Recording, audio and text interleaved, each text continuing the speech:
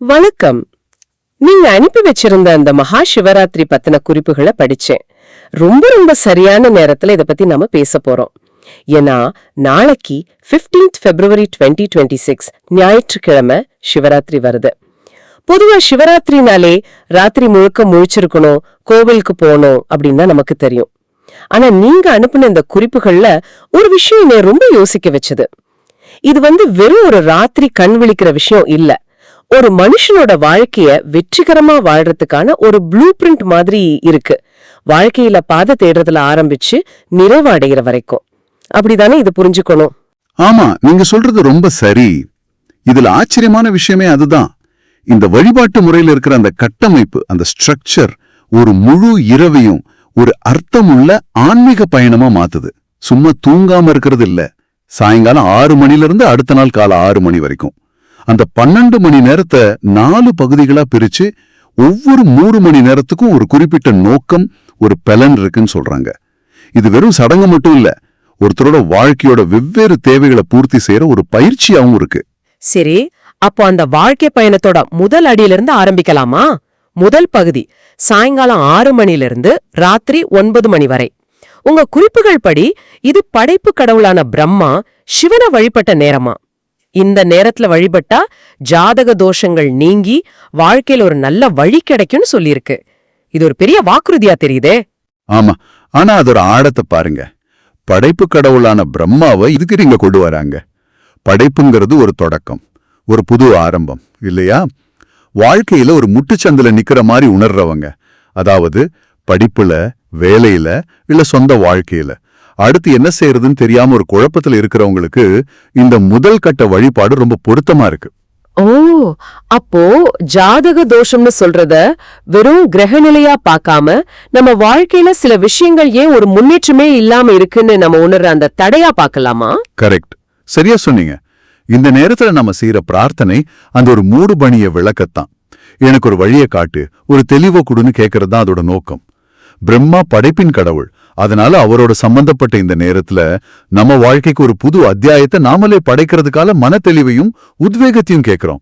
இது ஒரு passive prayer இல்ல, ஒரு ஆக்டிவ் சீக்கிங். நமக்கு ஒரு மேப் கிடைச்சிடுச்சு. ஆனா மேப் மட்டும் இருந்தா போதுமா? வண்டியில பெட்ரோல் வேணும்ல. அதாவது அந்த பாதையில பயணிக்கிறதுக்கு தேவையான ஆதாரங்களும் ஸ்திரத்தன்மையும் வேணும். அடுத்த கட்டம் அத பத்தி தான் பேசுதுன்னு நினைக்கிறேன். இரவு 9 மணிலிருந்து நள்ளிரவு 12 மணி வரைக்கும் இந்த நேரத்துல காக்கும் கடவுளான திருமால் சிவனை வழிபட்டதா உங்க குறிப்புகள் சொல்லுது. ஆமா, இந்த வருஷம் ரொம்ப முக்கியம். முதல் கட்டத்துல படைப்பு, இப்போ 2ஆம் கட்டத்துல காத்தல், பிரிசர்வேஷன். ஒரு பாதையை தேர்ந்தெடுத்த பிறகு அந்த பாதையில தடுமாறாம நிலையா பயணிக்கிறதுக்கு ஸ்திரத்தன்மை ரொம்ப முக்கியம். உங்க நோட்ஸ்ல பாருங்க, இதோட பலன்களா என்ன சொல்லிருக்கு. வறுமை விலகும், கடன் தொல்லை தீரும், சந்திர தோஷம் நீங்கும். இது எல்லாமே வாழ்க்கையோட ஸ்திரத்தன்மையை கொலைக்கிற விஷயங்கள், ரொம்பவே நடைமுறை சார்ந்த பிரச்சனைகள். ஆனா இதுல சந்திர தோஷம் நீங்கும்னு ஒரு குறிப்பு இருக்கு. அதுக்கும் கடன் தொல்லைக்கும் என்ன சம்பந்தம்? அது ஒரு சுவாரஸ்யமான இணைப்பு. ஜோதிடப்படி சந்திரன் மனதையும் உணர்ச்சிகளையும் கட்டுப்படுத்துற கிரகம். பண கஷ்டம், கடன் தொல்லை இதெல்லாம் வரும்போது முதல்ல பாதிக்கப்படுறது நம்ம மன நிம்மதி தான்.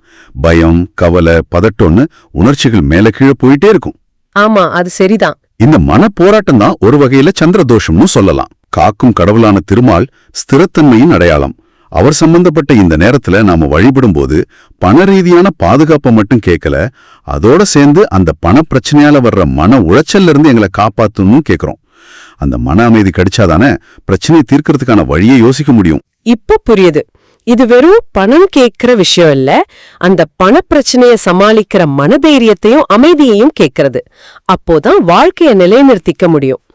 சரி, இப்போ பாதை கிடைச்சிருச்சு, பயணிக்கிறதுக்கு தேவையான வளங்களும் மன ஸ்திரத்தன்மையும் கிடைச்சிருச்சு. ஆனா உங்க குறிப்புகள் படி ராத்திரியோட உச்சகட்டமான அடுத்த பகுதி தான் ரொம்ப தீவிரமானதா தெரியுது. ஆமாங்க, நள்ளிரவு 12 மணிலிருந்து அதிகாலை 3 மணி வரை. இந்த நேரத்தை லிங்கோத்பவர் காலம்னு ரொம்ப விசேஷமா சொல்றாங்க. உலகத்தோட சத்தமெல்லாம் அடங்கி ஒரு அமைதி நிலவர நேரம் இது. ஆன்மீக ஆற்றல் உச்சத்தில் இருக்கிற நேரமா இதை கருதுறாங்க. இந்த லிங்கோத்பவர் என்ற வார்த்தையே ரொம்ப சக்தி வாய்ந்ததா இருக்கு. முதல்ல கேக்குறவங்களுக்காக இதோட அர்த்தம் என்ன? இதுக்கு பின்னால என்ன கதை இருக்கு? ஏன்னா இந்த நேரத்துல வழிபடுறதோட பலன்கள் ரொம்ப ஆழமானதா இருக்கு. எந்த தீய சக்தியும் அண்டாது, சகல பாவங்களும் நீங்கும், அம்பிகையின் அருள் கிடைக்கும்னு சொல்லியிருக்கு. இது பணம், வேலை எல்லாத்தையும் தாண்டி ஒரு ஆழமான உள்நிலை பாதுகாப்பை பத்தி பேசுது. ரொம்ப அருமையான கேள்வி. லிங்கோத்பவர்னா லிங்கம் தோன்றிய நேரமும் அர்த்தம். இதுக்கு பின்னால் ஒரு புராண கதை இருக்கு. ஒரு முறை பிரம்மாவுக்கும் திருமாலுக்கும் தங்களுக்குள்ள யாரு பெரியவர்னு ஒரு போட்டி வந்தது. அப்போ சிவன் அவங்க 2 பேருக்கும் நடுவுல ஒரு அடிமுடி காண முடியாத ஒரு பெரிய நெருப்பு பிழம்பா, ஒரு ஜோதிர்லிங்கமா தோன்றினார். அந்த நெருப்பு தூணோட உச்சிய பார்க்க பிரம்மா கண்ணப்பறவையா மேல போனாரு. அடியை பார்க்க திருமால் பன்றி உருவம் எடுத்து பூமியை குடைந்து போனாரு. 2 பேராலையும் அடிமுடிய கண்டுபிடிக்க முடியல. அவங்க தங்களோட ஆணவத்தை விட்டுட்டு சிவனை சரணடைஞ்சாங்க. சிவன் அப்படி நெருப்பு பிளம்பா தோன்றிய நேரம்தான் இந்த லிங்கோத்பவர் காலம். வாவ்! அப்போ இது வெறும் சடங்கு இல்ல, இது ஒரு குறியீடு. அந்த நெருப்பு நம்மளோட ஆணவத்தையும் அறியாமையையும் எரிக்கிற ஒரு குறியீடா? மிகச்சரியா சொன்னீங்க. அந்த நெருப்பு நம்ம அறியாமைய எரிச்சு உண்மையான ஞானத்தை வெளிப்படுத்துற ஒரு குறியீடு. இப்போ நம்ம வாழ்க்கை பயணத்தோட இதை ஒப்பிட்டு பாருங்க. நமக்கு ஒரு பாதை கிடைச்சு பொருள் வசதியும் வந்த பிறகு அடுத்து வர்ற பெரிய எதிரி எது? நம்மளோட அகங்காரம், ஆணவம், எதிர்மறை எண்ணங்கள். இதெல்லாம் தான். ஆமா. சகல பாவங்களும் நீங்கும்னு சொல்றது நாம செஞ்ச தவறுகளோட குற்ற உணர்ச்சியிலிருந்து விடுபட்டு ஒரு உள்நிலை தூய்மை அடையிறது தான். இது ஒரு முழுமையான இன்டர்னல் பியூரிஃபிகேஷன். இந்த தூய்மை இருந்தாதான் கிடைச்ச வெற்றியையும் வளத்தையும் நம்ம சரியா பயன்படுத்த முடியும். இது ஒரு முழுமையான பாதுகாப்பு வலயம் மாதிரி இருக்கு. வெளி உலக தேவைகளை பூர்த்தி செஞ்ச பிறகு அக உலக தூய்மைக்கும் முக்கியத்துவம் கொடுக்கப்படுது. பாதை, வளம், பாதுகாப்பு, அருமையான திட்டம். சரி, இப்ப பயணத்தோட இறுதி கட்டத்துக்கு வந்துட்டோம். விடியல நோக்கிய நேரம் அதிகாலை 3 மணிலிருந்து காலை 6 மணி வரை. இத பிரம்ம முகூர்த்த நேரம்னு சொல்றாங்க. இந்த நேரத்துக்கு இயல்பாகவே ஒரு தனி மகத்துவம் உண்டுன்னு கேள்விப்பட்டிருக்கேன். ஆமா, பிரம்ம முகூர்த்தம்ங்கிறது படைப்பிற்கான நேரம். இரவு முழுவதும் கண் விழிச்சு உடலையும் மனசையும் ஒருமுகப்படுத்தி 3 கட்ட வழிபாடுகளையும் முடிச்ச பிறகு ஒருத்தரோட மனம் ரொம்ப தூய்மையான, கூர்மையான, ஆற்றல் மிக்க ஒரு நிலையில இருக்கும். அந்த நிலையில பிரபஞ்சத்தோட அதிர்வுகளோட எளிதா இணைய முடியும்னு ஒரு நம்பிக்கை இருக்கு. அதனால அந்த நேரத்துல வைக்கப்படுற கோரிக்கைகளுக்கு ஒரு தனி சக்தி இருக்குன்னு சொல்றாங்க. இந்த நேரத்தோட பலன்கள் ஒரு பெரிய பட்டியலாவே இருக்கு. நியாயமான கோரிக்கைகள் நிறைவேறும், இல்லறத்தில் இனிமை, பேர், புகழ், பதவி கிட்டும், சகல மங்களங்களும் பெருகும். இது கிட்டத்தட்ட வாழ்க்கையோட எல்லா வெற்றிகளையும் உள்ளடக்கிய ஒரு முழுமையான தொகுப்பா தெரியுதே. ஆனா இது ஒரு வரம் கேக்குற ஷாப்பிங் லிஸ்ட் மாதிரி இல்லையா? இல்ல, அது அப்படி பார்க்க கூடாது. இது ஒரு தர்க்க ரீதியான முடிவு, a logical conclusion. யோசிச்சு பாருங்க, முதல் 3 கட்டங்கள்ல நாம என்ன செஞ்சோம்? தெளிவான பாதையை கண்டுபிடிச்சோம், நிலையான வாழ்க்கைக்கு தேவையான வளங்களை பெற்றோம், அப்புறம் நம்ம மனசையும் ஆன்மாவையும் தூய்மைப்படுத்திக்கிட்டோம். இப்ப நாம ஒரு தகுதியான நிலையில இருக்கோம். சரி, இந்த நிலையில நாம கேட்கிற கோரிக்கைகள் எப்படி இருக்கும்? அது நிச்சயம் நியாயமான கோரிக்கைகளா தான் இருக்கும். ஏன்னா நம்ம ஆணவம், பேராசையெல்லாம் அந்த லிங்கோத்பவர் கால நெருப்புல எரிஞ்சிருச்சு. புரியுது. அதாவது அந்த அதிகாலை நேரத்துல தூக்க கலக்கத்திலையும் ஒரு விதமான அசாத்தியமான தெளிவு இருக்கும். அந்த நேரத்துல உண்மையிலேயே நமக்கு என்ன வேணும், நம்ம வாழ்க்கையோட உண்மையான நோக்கம் என்னங்கிற தெளிவு கிடைக்கும். அந்த தெளிவோட கேக்குறதுனாலதான் அது நிறைவேறுதுன்னு சொல்றீங்களா? அதேதான், அதுதான் இங்க முக்கியமான புள்ளி. இது வெறுமனே வரம் கேட்கறது இல்ல. முதல் 3 படிகள்ல நாம வளர்த்துக்கிட்ட தகுதியோட அடிப்படையில நம்ம உழைப்புக்கும் முயற்சிக்கும் பலனை பெற நேரம் இது. அதனாலதான் இதுல இல்லறம், புகழ், பதவின்னு ஒரு முழுமையான சமநிலையான வாழ்க்கையோட எல்லா அம்சங்களும் குறிப்பிடப்பட்டிருக்கு.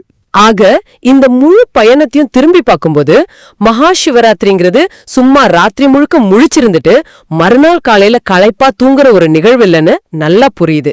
நீங்க அனுப்பின இந்த தகவல்கள் படி இது ஒருத்தரோட வாழ்க்கையை மேம்படுத்துறதுக்காகவே ரொம்ப கவனமா வடிவமைக்கப்பட்ட ஒரு 4 கட்ட ஆன்மீக பயிற்சி. ஆமா, தொடக்கம், பாதுகாப்பு, தூய்மை மற்றும் நிறைவுன்னு ஒவ்வொரு கட்டத்துக்கும் ஒரு தெளிவான நோக்கம் இருக்கு.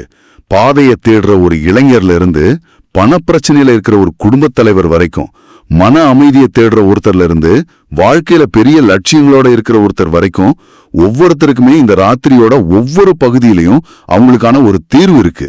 அப்போ இந்த சிவராத்திரி இரவ வெறும் மதச்சடங்கா பார்க்காம ஒரு சுய முன்னேற்ற பட்டறை, செல்ஃப் டெவலப்மெண்ட் ஒர்க் ஷாப் ஆக கூட பார்க்கலாம் இல்லையா? ஒவ்வொரு 3 மணி நேரமும் நம்ம வாழ்க்கையோட ஒரு குறிப்பிட்ட அம்சத்துல கவனம் செலுத்தி அதை மேம்படுத்துறதுக்கான ஒரு வாய்ப்பு. நிச்சயமா. இந்த 4 கால வழிபாட்டு முறையையும் அது தொடர்புடைய தெய்வங்களையும் பார்க்கும்போது ஒரு ஆழமான கேள்வி எழும்புது. இது ஒரு தனி மனுஷனோட வாழ்க்கை பயணத்தோட 4 நிலைகளை, அதாவது கத்துக்கிறது, ஒரு பாதையை உருவாக்குறது, அப்புறம் அந்த பாதையில நிலைச்சு நிக்கிறது, குடும்பம் சமூகம்னு வேறு ஒன்றது, வாழ்க்கையோட சவால்களை சந்திச்சு அகங்காரத்தை அழிச்சு தன்னைத்தானே தூய்மைப்படுத்திக்கிறது, மற்றும் இறுதியா ஒரு முழுமையான நிறைவையும் வெற்றியையும் அடைகிறது. இதை ஒரு உருவகமா குறிக்கணும்னு நீங்க யோசிச்சு பார்க்கலாம் இல்லையா? அந்த ஒரு ராத்திரி ஒரு முழு வாழ்க்கையை வாழ்ந்து பார்க்கறதுக்கான ஒரு வாய்ப்பா இருக்கலாம்.